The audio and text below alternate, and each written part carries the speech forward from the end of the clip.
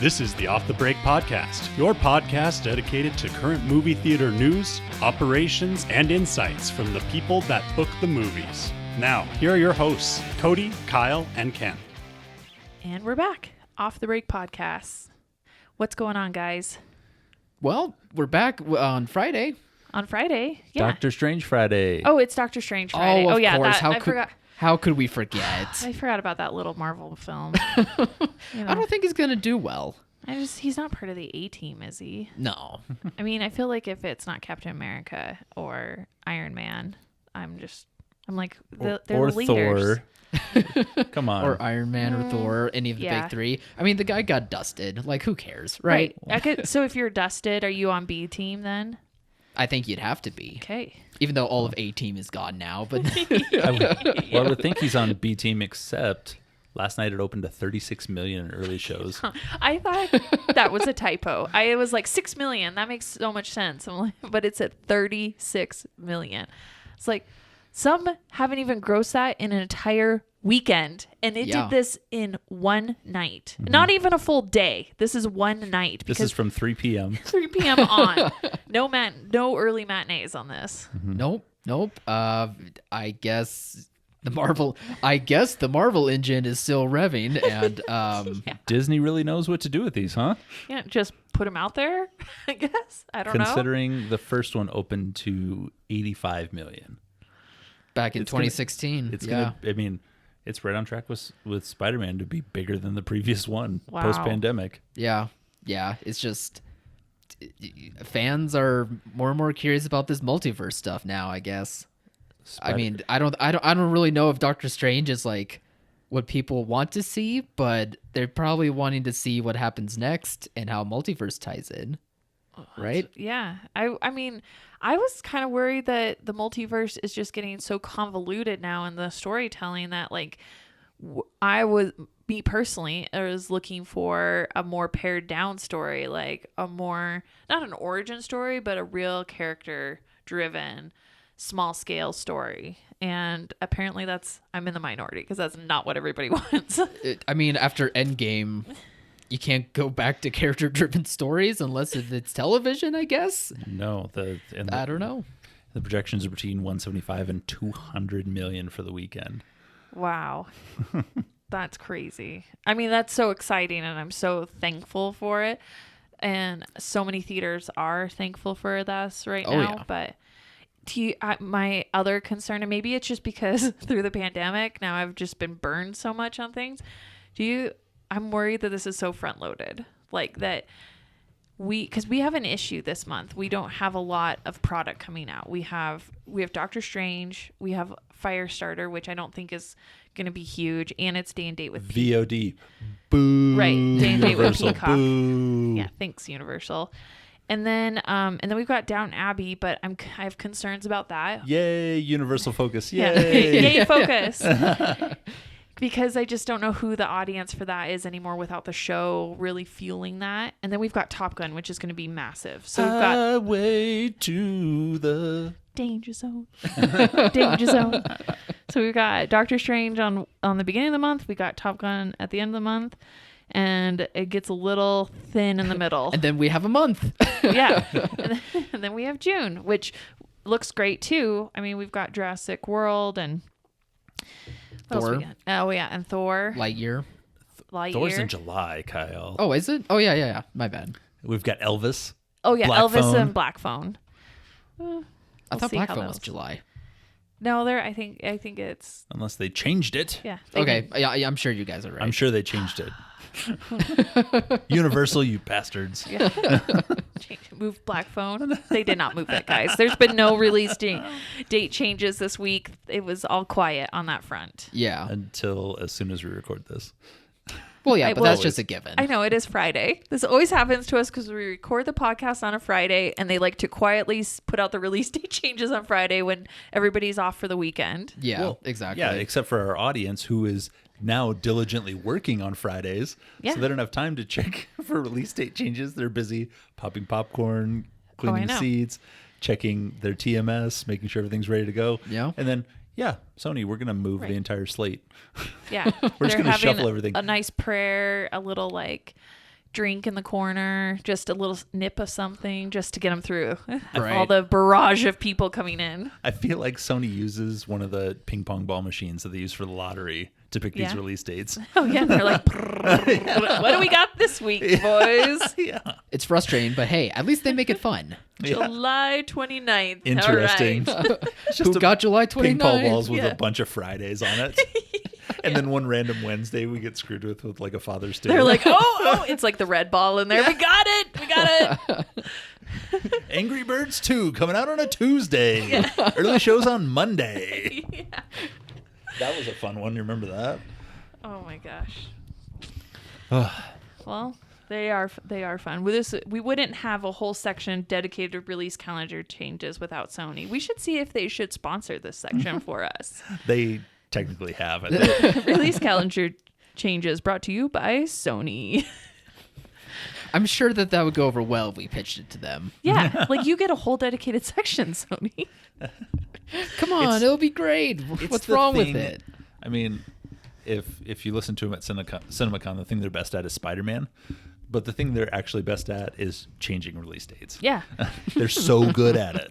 Well, they just constantly remind us that the schedule is flexible and that your bookings are never set until the week of, and you've paid all your money. Like concrete, only the week of. Well, otherwise there's no fun in the game. Yeah.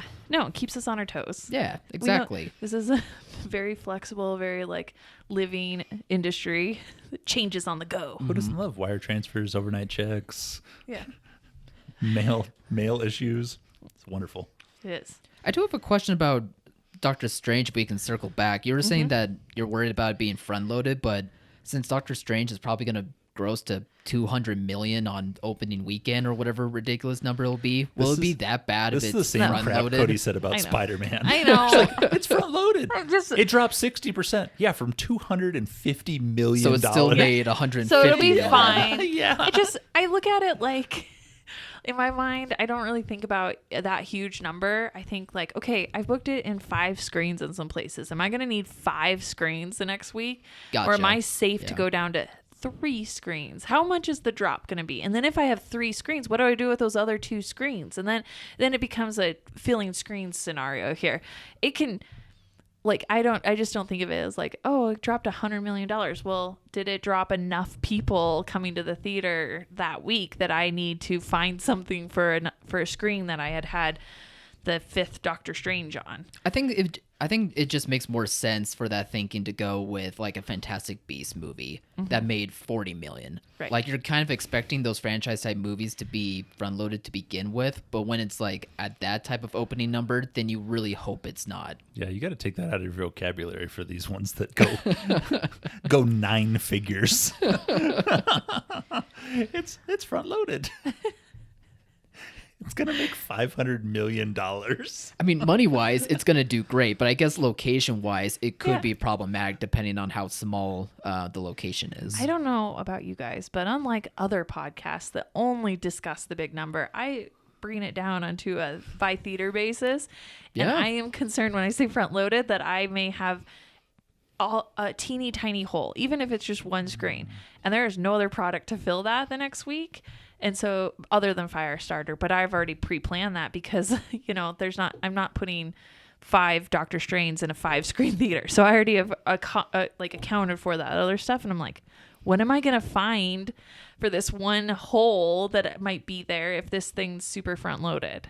And the answer is there's not a lot out there unless I want to go pretty obscure independent stuff. No, that's definitely true. No, but you're riding the wave of 80% occupancy down to 60% occupancy, Right. which isn't great, but it's still better than any other options you have. So keep that in mind, Front-loaded. folks. But it's my job Front-loaded to terminology find. be damned. It's my job to make sure I find something that if I could push that 50% occupancy back into another screen for an 80, It doesn't exist. it does. It doesn't exist. No, it does out there. That's Yeah. what keeps me going. You and that crystal ball of yours. Yeah. It's a little dusty. I did see it in your office. You should probably clean that thing up.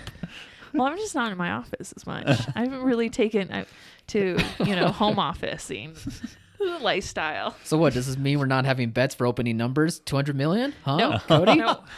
I just got Shenandoah off my list. I don't want to put it back on there. All right. I'm going to definitely lose that.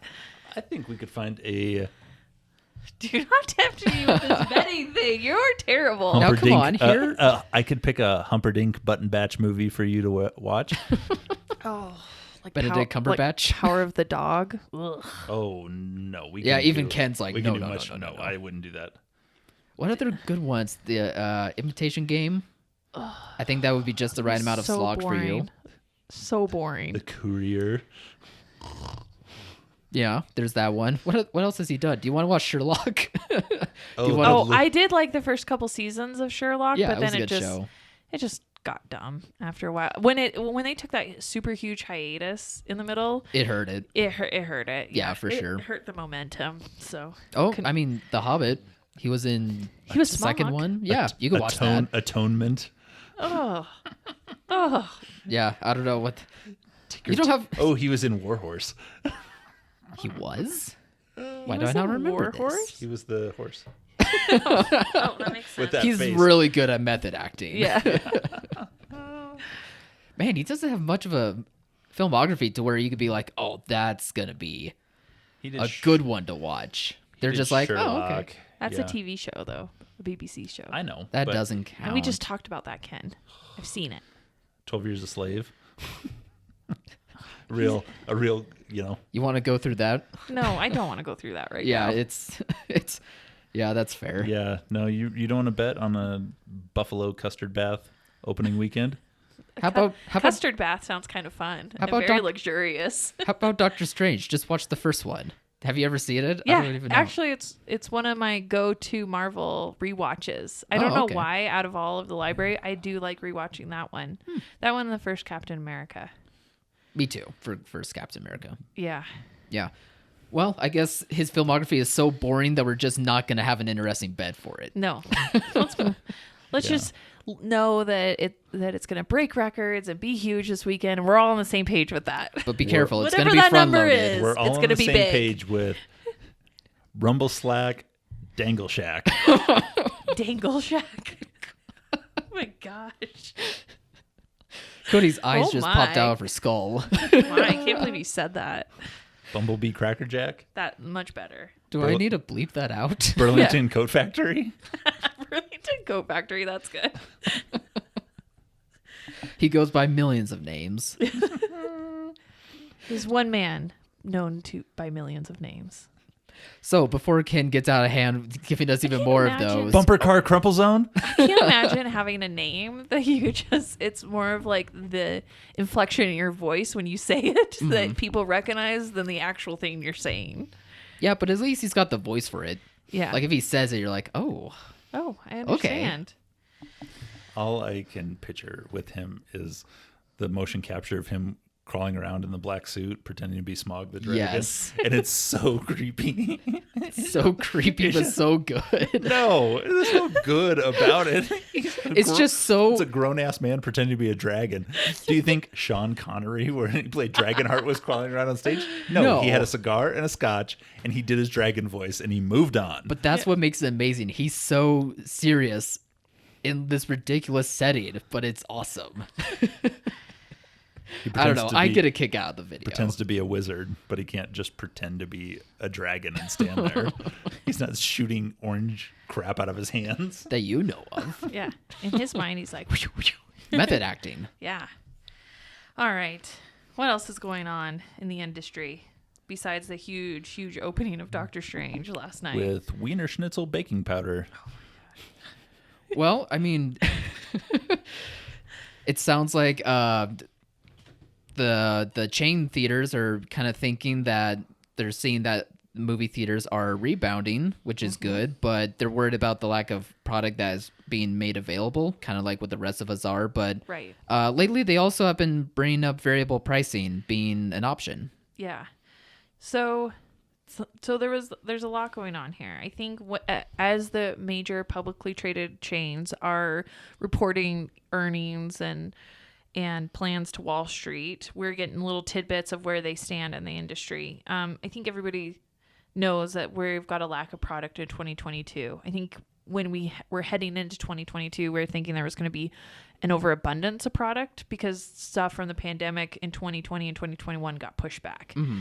But because of the endurance of the pandemic, what we're seeing is that stuff just isn't getting finished. And so a lot of 2022 product like Spider-Man Into the Spider-Verse is getting pushed into 23 and 24 because a lot of the animation is just not done yet on it. And so that's leaving these like gaping holes in 22, and there's not really anything coming up that's going to fill it because of the backlog and just the way timelines are running now on production. And if you have, and we've talked about this before, but if you have 8 screens or more, you're going to struggle to find something to put on every screen. If you wanted one thing on every screen, you're going to struggle. Not even that. I mean, just openings, and then the second week, like you said, there's going to be some contraction. Yeah. You're not going to open a film and play it the same amount of times week 2 and week 3 and week 4. Right. So there's not enough product this summer. It's very good product. Oh, it's excellent product, and you will do very well with the product you have. Just know you have holes. And everything's front-loaded, like Cody says. It is all front-loaded. It's all event-driven, front-loaded. That is. Don't you laugh at me, It's like Ken. a new style washing machine. It's like a commercial washing machine, front load only. So Cinemark put out the statement, and they're gonna start doing variable pricing, and they don't have enough movies. Yeah. So we read an article about, Cinemark was having their earnings call, and they beat projections, which was great. And the whole article was really about how they're rebounding very nicely, and they're ahead of projections and where they should be. And, due to really great product, they're really coming back, and they're seeing movie going coming back. But there was a few lines in it that I found really interesting. One was they were telling Wall Street that variable pricing is a viable option for them, that they retain that as an economic option to increase revenue. And that there was just so unheard of before. 5 years ago, you would never have had like variable pricing. Even saying the words was super taboo. And we're getting some... For independent theaters, it was possible suicide with the film companies. Yeah, you couldn't even play a classics film and charge a different amount in it and not get in trouble for some of the stuff and not get called out. Because we have had clients that got called out because they were offering classic movies on a classic screen. If you had a $10 ticket and then you played Singing with the Rain for $5, Warner Brothers had an issue with it. For a regular run of a film. Yeah. Mm-hmm. Yeah. Warner Brothers had an issue with it. So, because variable pricing is not allowed in your master licensing agreements. But what we're seeing now is this flexibility on the studio's part to say, okay, as long as you're going up in price, we may or may not look the other way. Like, there's going to be a gray area where we're going to be a little hands off to see how this goes. And so the theaters now are experimenting with on Friday, Saturday nights of a new opening, having that higher ticket price. So it's all good when the price is up. But what happens when you get a bomb, like a real stinker, and you want to, on the second week you hold it, cut prices because it just was so bad. The second week you're required to play something. You're required to play it the second. You have to hold it another week. It really bombed. Nobody's going.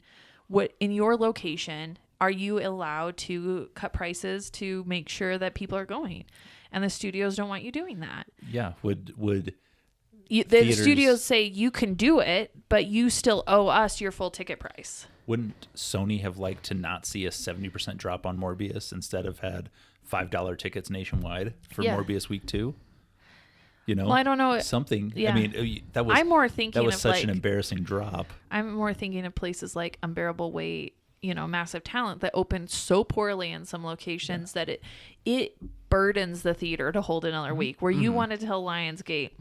Well, Ambulance was one of those too. Yeah, Ambulance where it struggled. Where it's just like, you want to tell them F off. I don't even want to play this another week because it hurts me as a venue to have these seats go unoccupied for mandatory screening of your film. Unless I have the flexibility to lower a ticket price or add a promotion or do something to it. Or lose a show. Or lose. God forbid I lose a matinee on an R-rated movie. Yeah, that nobody's coming to. Yeah. So that's what you don't see. Everybody's like, oh, let's charge more for the big films on the big opening weekends. But no, there's never any flexibility to charge less, to change policy, to have any control over your venue that you should have. Like, you should be able to say, hey, I have a 10% occupancy during the showtime. Can I please lose this showtime and encourage that 10% to go later and have a higher occupancy in the showtimes that people are actually attending for a film? And I think that should be a huge fighting point that independents really need to start rallying around, like having more power and flexibility over your showtimes. And I get that the studios are never going to allow you to push back on this because you're basically renting their product. You don't own that product. You can't decide when and how that product is shown. Mm-hmm. And that's always the issue with our industry, is that you have all these locations that are using somebody else's product, but it just seems like there could be a better communication and a better relationship here, and more lucrative relationship if you allowed theaters to adjust things like showtimes or ticket prices and encourage volume rather than sticking with status quo. And we have seen some of that. Like, before the pandemic, Paramount was doing that with all of their films. Mm-hmm. Like, on week 3, you'd get $5 tickets or 2-for-1s. Right. Which was awesome. Right. And Paramount was actually putting marketing dollars behind promotions. And it was real films. I mean, it was Mission Impossible Fallout. It was Instant Family.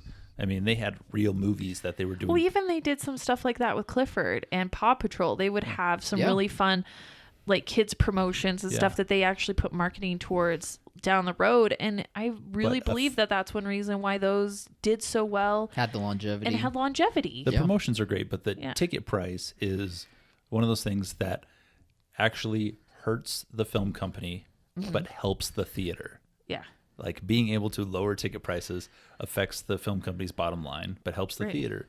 And it also helps your next film and the film after that because it keeps the theaters open and viable. It could also just be enticing for the theater goers in general. Of course. Oh, yeah. Now, I would caution theater owners not to get too excited by that, because you are lowering the value of your experience by having cheaper tickets. Like saying this movie isn't really worth it, or is saying that my experience and my venue isn't worth it. And that's the change in branding and marketing that theaters really need to think about. You're not charging a $10 or $15 movie ticket because the movie is worth that much. You're charging that because your venue should be worth that much. So regardless of how well the movie does or doesn't do, your ticket price should be a reflection of the quality of your venue and the experience you have. And when you start approaching it that way, then you're going to get a different customer that values that higher end experience or the quality of that experience, and they're going to be willing to pay more for it. Or the cleanliness or the community feel. That's what I'm saying. The whole experience. You say you come to my venue because I have recliners, I have clean floors, beautifully decorated auditoriums. Great sound. I have visual. Fresh food, like fresh offerings. Our popcorn isn't stale. Like, oh my God, I paid $17 for a Coors Light last week in Las Vegas. Yeah. Just because I knew I wasn't going to have to drive to my house afterwards. If I can find an elevator, I'm good. So that's how you need to really think about what is that ticket in the door get somebody, the experience that they're going to get for just a ticket in the door. And then it's, what are my prices for these hopefully like above board offerings that I have once they're in the door? Great concessions, luxury seating, amazing sound and presentation.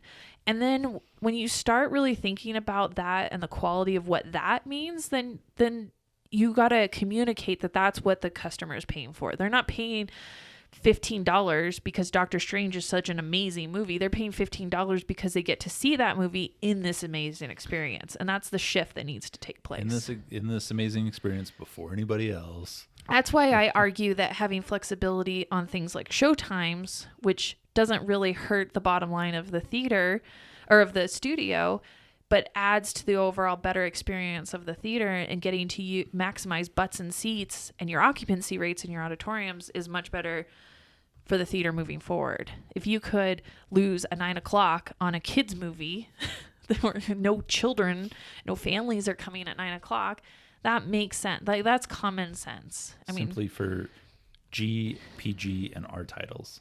Yeah. They can sacrifice an early show for R titles and a late show for G and PG titles. Easily. And it's not going to hurt your bottom line, because if one person goes to the 9:00 show of a PG movie, that facility has to stay open. Right. That entire all that time. overhead, all that labor cost. For one person. But if you don't offer a 9:00 show, that person will simply just go to the 7:00 show. Yeah. Yeah, they would find a way to make it work. If they were going to see the movie. They wouldn't skip it. They just, if 9:00's more convenient, but you've got several people on staff to man the theater, security concerns, all sorts of things going on. No, and that's a whole nother issue about taking what your cost is per hour of operating that theater and making sure that your hours of operation match the cost and the value that you're getting out of that. But after Thursday night previews and Thunder Thigh's treadmill climb on screen, we're not going to have to worry about cost per hour this weekend, which is nice. This is a good, let's just get through actually getting these people a good experience. Pop as much popcorn as we can. Yeah. Sell as much of Soda, this about to expire candy as we can get out the door. Right. Capitalize on this weekend. This weekend, next weekend will be great. If you're a little town and you've got to play it beyond 2 weeks, it's a struggle. But, maximize these first 2 weeks. Right. Take a little breather on the Downton Abbey week and then gear back up for Top Gun. So Top Gun's going to be Highway to the Danger Zone. Danger Zone. I'm not excited for this at all. Me either. We do not listen to this song in the mornings getting ready, pumping up our day. Is that what I hear down the road? Gonna take it right into the Danger Zone. There we go. I heard Lady Gaga's song for it, though.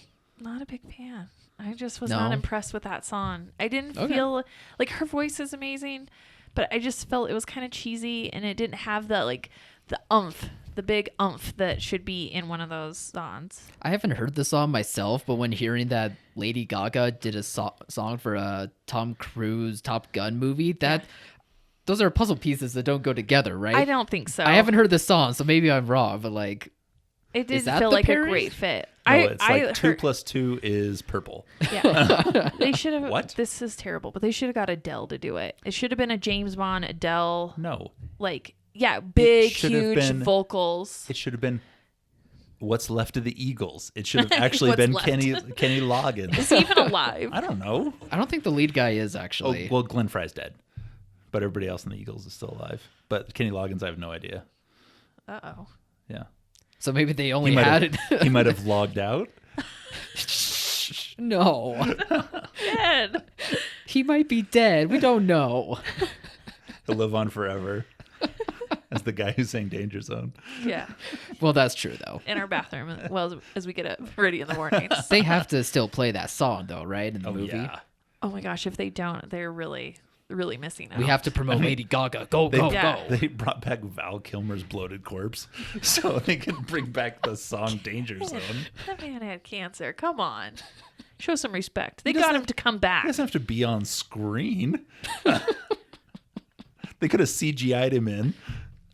The younger version. Something. Yeah. They have that technology he now. aged better than Tom Cruise. No, good for him getting back in there. Yeah. One last run of Top Gun. He looks like something bad happened to Kelsey Grammer. He looks terrible. Oh. Moving on, how about we talk about trailers? Yeah. Val, kill me already. Oh, Ken Cruz. No. All right. Trailers. Easter Sunday is the only one we really want to mention. A bunch of trailers came out at CinemaCon, and we kind of talked about the films a little bit. Coming out piecemeal. Yeah. But the Easter Sunday one was just so fun, and Joe Coy is just gonna have a really fun, lighthearted film with this, and I enjoy the trailer a lot. I think it'll play very well over summer product.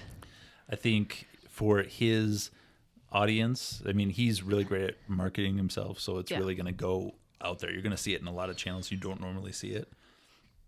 I mean, they're not going to be promoting it before NBA games and baseball games and stuff, but it's going to be everywhere on social media. I felt it was a little tame for his personality, though. I think they made it a more general audience film for maybe, what but he... I also think they maybe cut the trailer right. Oh. Instead of cutting it like they did the Bros trailer, they cut this. Bros trailer is not hiding anything. No. I appreciate their honesty in that. Yeah, but this, maybe it's a subdued version. Maybe this is the trailer where all of the jokes aren't in the trailer. That would be nice. Which would be great. Yeah. That's a good point. Tiffany Haddish plays an extra horny like policeman, which was awesome. I'd love to see her in that. She was great in the trailer. That's an A+ in my book. Tiffany Haddish, A+. That's it. That's all. Yeah, I'm really hoping that this becomes a very good surprise for theaters. A really good family title that isn't just an animated one. No, yeah, like an all audience, something you could take grandma to, which is always really nice to have. Yeah, we'll see. I mean, he blurs the line with language, so it could be a language. I mean, it's possible they could make it a language R, which would be a baby R, a light R, which would be a huge mistake. Yeah, but it's possible. Sure, his stand-up's not clean by any stretch of the imagination. No, it's not clean. Mm-hmm. His stand-up in Vegas was not clean. There's a lot of talk about balls on stage. But again, Cody Cruz. I made a Val Kilmer looks like he's dead joke. Yeah. And you're like, testicles. I didn't say testicles. I said balls. You gotta that make could have meant anything. You gotta pull it and like have it go out longer. Balls to inflect the dangle of them. We're business professionals. Yeah. Very professional. Yeah. So we are actually going to take a hiatus off the break podcast for it's a couple over? weeks. It's not over. Oh, okay. We are gearing up for our 200th episode next episode. Oh my gosh. So we are going to update our podcast studio, do some remodeling, transfer our old episodes to a new hosting platform, and get geared up for our 200th episode. So put some champagne or the sparkling beverage of your choice on ice. Yep. And wait a little longer. Wait a little longer. We're hoping it's going to be a 2-week hiatus. It might be 3. Just cross your fingers it all goes well in 2 weeks. Yes. Depending on if I can get the fireworks permits in time. Yeah. Pew pew. If not, Kyle's gonna have the fun special effect or special sounds. I get the buttons? Yeah, you get the buttons. The pew pew buttons. Yes. Why does Kyle get the buttons? Because Kyle runs the show. Not very well, apparently. No, I agree. With all the conversations that were had. I mean, I am not saying he it's like wrangling cats here, and he does the best he can. I do the best I can. Yeah. Thank you, Cody. You're welcome. But yeah, we're really excited for 200th. It's crazy that we're here already, but we're really hoping to make it special, and we can't wait to show you guys all this new stuff that we have going for the podcast. Oh my gosh, it's going to be a lot of work. Ken and I have to do this on the weekends. It's very exciting. Because I run the show, and I told you to. Yeah. That's right. But Kyle, we have kids and a family. I don't want to hear it. All right, well let's get out of here and get to the theater so we can watch Sherlock Bangers and Mash. Get out there and do some wizard crap. Yes, to all the theaters out there, happy Doctor Strange weekend. Not hoping, there will be big grosses, but we hope that they're huge numbers. Yep. I hope everything goes smooth in the theater with the influx of people. Yes. That's going to be the biggest hurdle this week for any theater is just crowd control. Oh, yeah. Yeah, so good luck, and we'll be back in a couple weeks. We'll be back. Stay tuned. Bye, everyone. Thank you, Bumble's skunk camelback. Goodbye. Thank you for listening to Off the Break Podcast. Find us on all podcast platforms or at screeninsider.co. And be sure to like and follow our Facebook and Instagram pages at Off the Break Podcast.